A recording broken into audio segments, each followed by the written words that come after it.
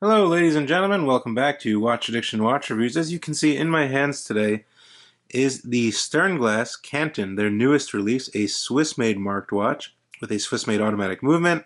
And I think out of all their releases, this is probably their star right now. Obviously it's going to be a bit more expensive. Considering it's Swiss-made, it has a much better decorated movement. And it's a very nice watch. I believe this one sells for about $900.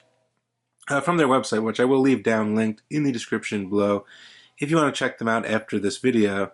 Now, let's get a little more into it. Obviously, Sternglass is from Germany, Hamburg, Germany.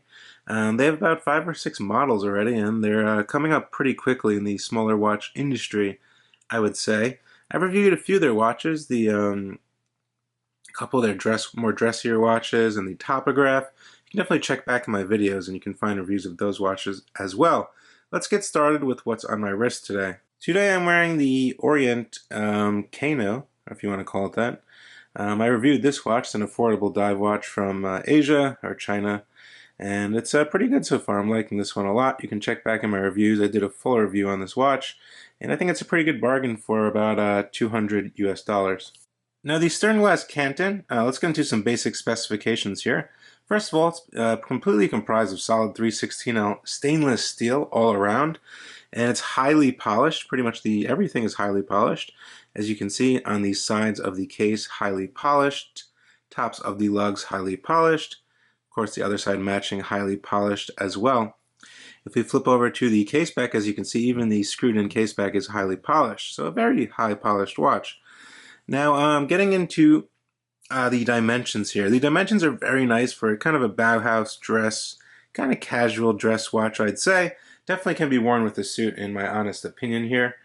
It's the perfect size for, people that like modern size watch. I would say modern now is like 38 to 40, while it used to be a bit bigger a few years back. So I think much of the watch industry is falling into this category now. This watch measures in at 39 millimeters in diameter. We get a case thickness of 10 millimeters. We get a nice domed sapphire crystal, and you can really see it. It's quite a pronounced dome there with anti-reflective coating, which works pretty good on this model. Now, the dial itself is actually a curved satin silver dial, which is pretty cool. The hands themselves are actually curved. If you can see that, yeah, you can see that second sweeping hand, which is curved. If you look at it on an angle, you can definitely see that. I think that's pretty cool. Definitely very German there. Now we get 20 millimeter lugs, which is pretty standard for a 39 millimeter case.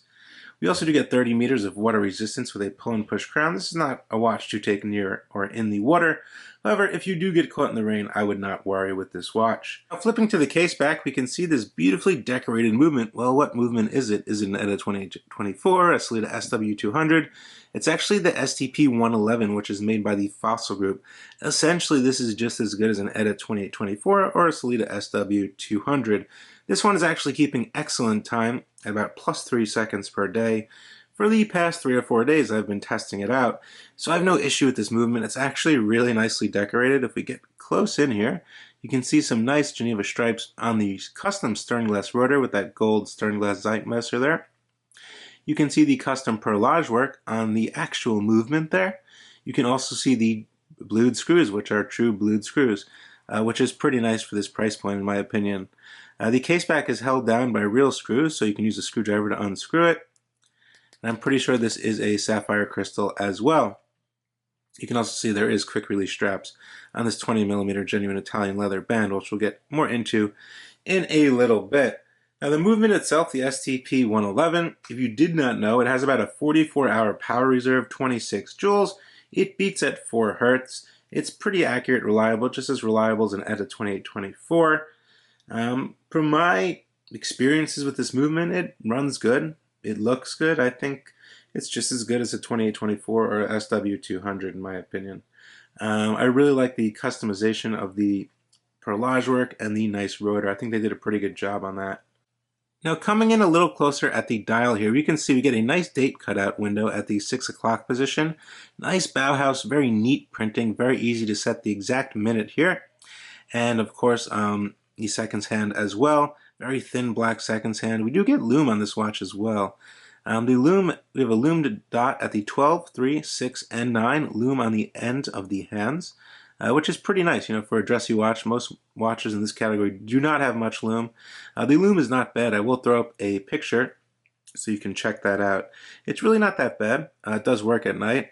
Now, actually functioning the STP111, this is a pull and push crown, so I'm just going to pop it out one position, and we get a nice quick set date here. Very clicky, works fine, no issues there. Second position, we can set the time here, as you can see, and push it back in. Also, if you want to give it power, you can self-wind it if you really wanted it to.